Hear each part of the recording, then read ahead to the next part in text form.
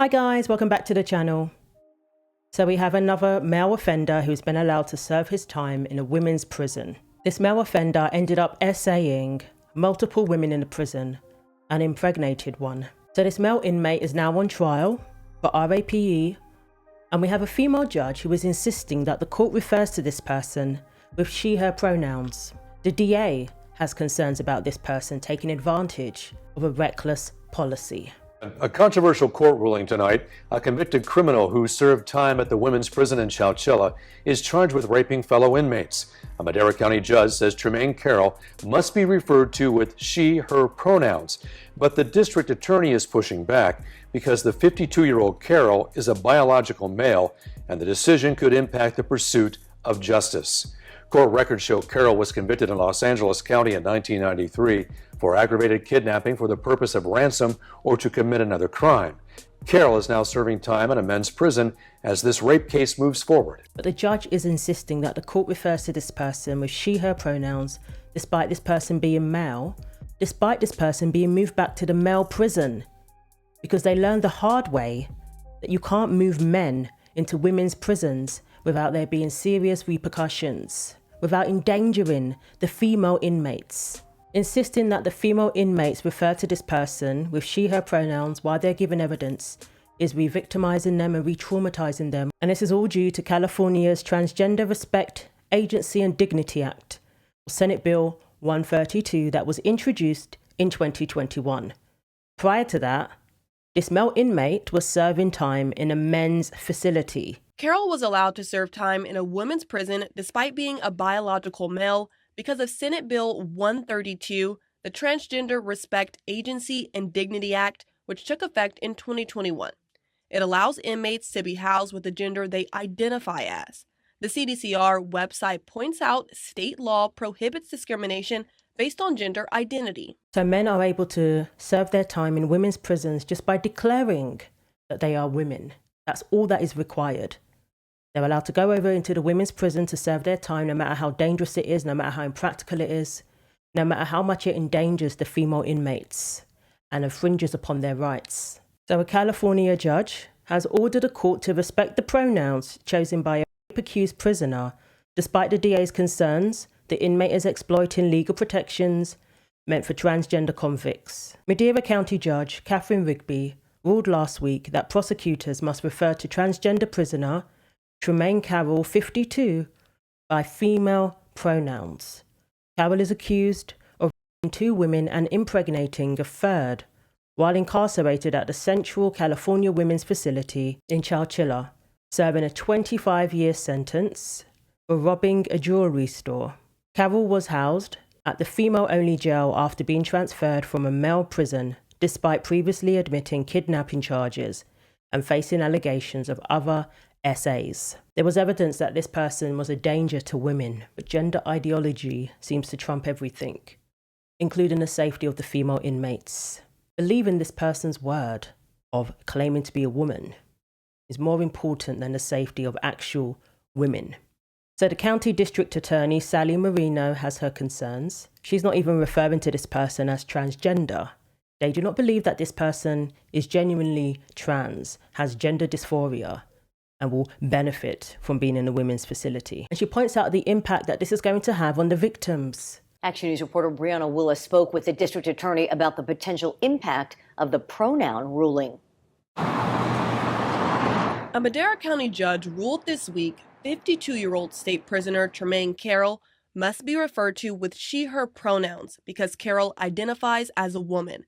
But the district attorney believes the defendant is abusing the system. This is a person who's not a woman in any sense of the word. In March, DA Sally Marino charged Carrol for rape allegedly committed while incarcerated at the Central California Women's Facility in Chowchilla. After his first cellmate became pregnant and was moved to Los Angeles, 2 other cellmates of his complained that he had raped them. So we have filed charges against this inmate. Moreno says the ruling regarding pronouns impacts her ability to prosecute the case. This is a particular issue in this case because it's confusing to the jury. In California, rape is a crime that has to be accomplished by a man. Supervising Deputy DA Eric Dutemple says it's also unfair to the victims. It's just absolutely insane that a victim would have to get on the stand and police their pronouns and their usage when trying to recite one of the most scariest times in their lives. Their words are immediately honoured. But when a woman is saying that this is endangering us, this makes us feel unsafe, we cannot share a facility with a male inmate, their words are ignored because gender ideology and the wishes of these predators seem to mean more to our lawmakers and now to our courts, even to female judges, whose only concern should be ensuring that this person has a fair trial. The female judge shouldn't be preoccupied with gender ideology. And that's what led to this mess in the first place. That's what endangered these female inmates in the first place. Stepping outside of reality and deciding that it's a good idea to put a male inmate in prison with women, with no vetting, with no evidence that this person even attempted to transition or really believes that they're a woman. No evidence whatsoever, just for them to say that they're a woman. And they're immediately given access to women. So they learn the hard way that their policies are reckless and idiotic and they have to move this person back to the men's facility. But there's multiple victims who are left to pick up the pieces. And now they're being told that they must use the pronouns that this person prefers. And if he's defending himself, if he's cross-examining these victims, he's definitely going to get a kick out of them having to honour his pronouns. Heavens forbid they misgender this person who violated them. The only thing this judge should be concerned about are the facts, not perpetuating a lie, especially not in the court of law. I'm assuming that these victims will have the option of giving evidence at a different location or in a different room by video link. I'm hoping so. But to me, policing their language like this is like putting them on trial. And they're the ones who are the victims. The accused has since been transferred to Salinas Valley State Prison for men and is due back in court in January. And what also needs to be on trial is this Senate bill, this reckless policy. Because it's not the female inmates who are impregnating each other.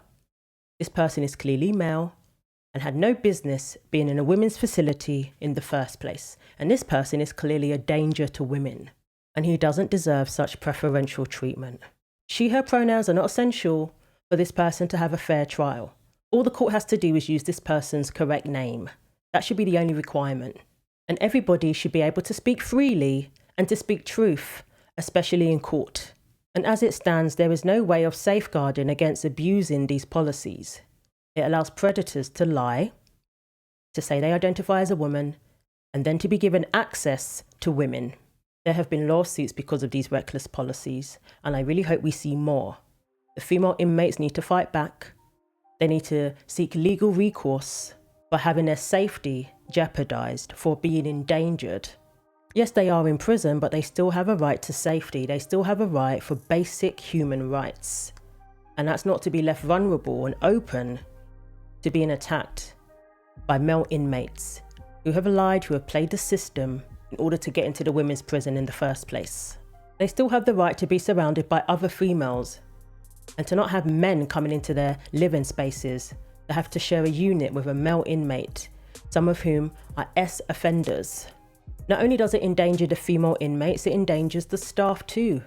As Alicia Beckman pointed out, who quit her position at the women-only prison in Minnesota, it wasn't just endangering the female inmates, it was also endangering the staff, many of whom are women, who are not equipped to be dealing with male inmates. They allowed 5 males into the women's prison over there, and she quit in protest. I think it has just created a lot of risk, a lot of unknown, confusion, frustration, anger. It just has a vibe that doesn't sit right with a lot of us who work at Shakopee, because we are a women's correctional facility.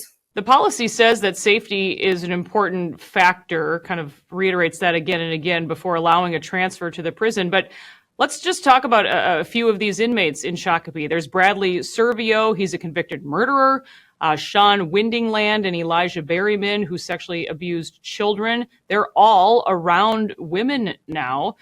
Do you believe it is safe to move these men into an all-women's prison? I do not, Liz. We house every custody level. So we have what would be considered low-level offenders who are there on DWI charges, theft charges, drug possession. And then you bring in biological males who are violent who would be housed at a custody level 4 facility.